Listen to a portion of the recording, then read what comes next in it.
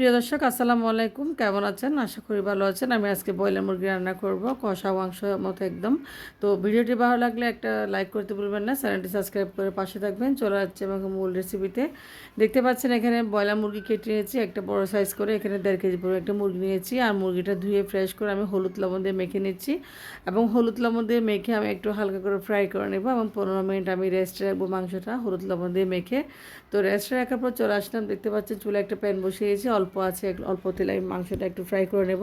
তো মাংসটা তেমন ডিপ ফ্রাই করবো না, দেখতে পাচ্ছেন আমি অল্প আছে ফ্রাই করব, যেহেতু ডিপ ফ্রাই করে আসলে মাংসটা রান্না করলে তেমন ভালো লাগে না, খেতেও কেমন একটা লাগে। তো হালকা একটু ফ্রাই করলে আসলে ভালো লাগে। এরপর যে মাংসটা ফ্রাই করা হয়েছে দেখতে পাচ্ছেন, আমি চলে যাচ্ছি এখন চুলায় একটা পাতিল বসিয়ে দিয়েছি তেল যখন গরম হয়ে আসছে আমি এরপর যে আদা কুচি, রসুন কুচি এবং পেঁয়াজ কুচি একসাথে আজকে কুচি করে নিয়েছি। যেভাবে গ্রামের মানুষ রান্না করে আসলে খেতে খুবই ভালো লাগে, তারা এভাবে রান্না করে।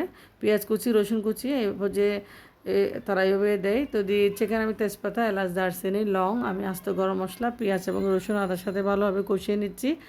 তো এরপর যে একটা ভালো গ্রান পাওয়া যায় আসলে মাংসে, দিয়েছি পরিমাণ লবণ। তো লবণটা আপনার স্বাদ মতো দিবেন। তো লবণটা দেওয়ার পর আমি দিয়েছি এখানে, দেখতে পাচ্ছেন 1 টেবিল চামচ হলুদের গুঁড়া। তো দিয়েছি 1 টেবিল চামচ এখানে জিরার গুঁড়া। তো দিয়েছি 1 টেবিল চামচ এখানে আমি মশলা, গরম মশলা।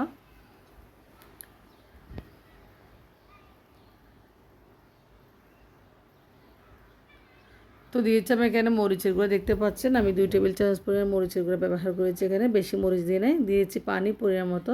তো পরিমাণ মতো পানি দিয়ে আমি মশলাটা কষিয়ে নেব। মশলাটা ভালোভাবে কষানো হয়ে গেলে আসলে মাংসটা আমি দিয়ে দিব। তো মশলা কষানোর উপর ডিপেন্ড করে আসলে মাংসটা কতটুকু মজা হবে। দেখতে পাচ্ছেন আমি মশলা ভালো করে কষিয়ে নিচ্ছি, 5 মিনিট মতো আমি মশলা কষাবো। তো যেহেতু ব্রয়লার মুরগি আসলে তেমন রান্না করতে হবে না, অল্প আছে রান্না করলে হয়ে যায়। তো দেখতে পাচ্ছেন মশলা কষানো হয়েছে, এরপর আমি দিয়েছি মাংসগুলো মশলার উপর।